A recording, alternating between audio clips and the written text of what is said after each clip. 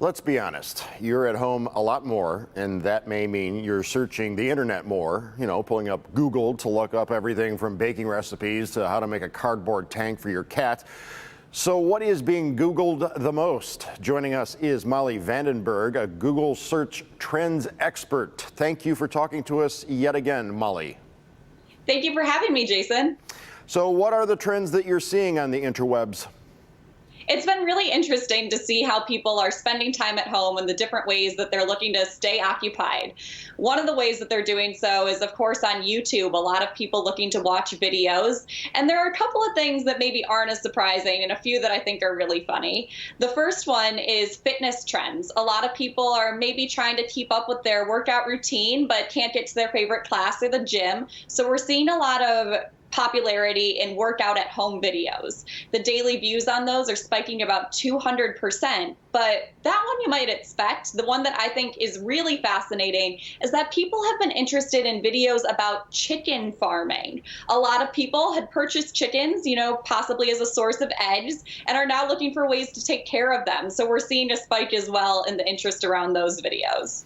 That is interesting as well, because two very, very good friends of ours, the closest friends that we have, each have coops, and the eggs that come out of those private coops are velvety, they're delicious. We're like, hey, anytime you have extra eggs, give them to us, because we're not into the chicken farming, but you guys are, so that's what are parents looking for?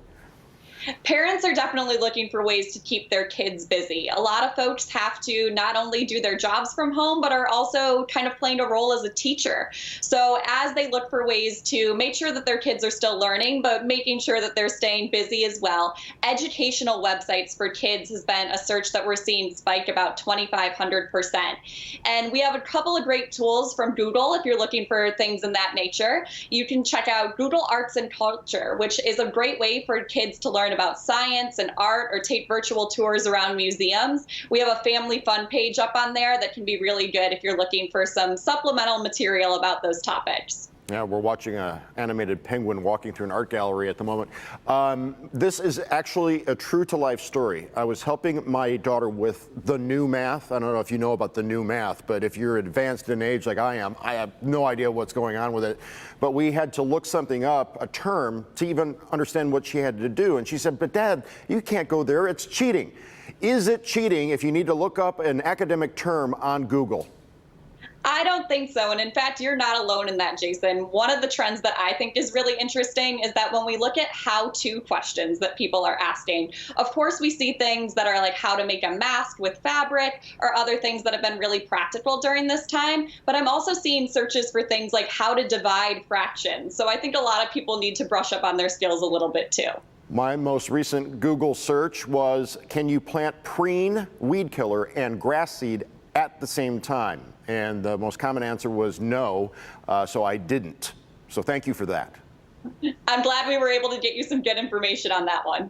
What other oddball searches have you noticed that you guys may be chuckling about in your, FaceTime meetings or your Brady Bunch meetings?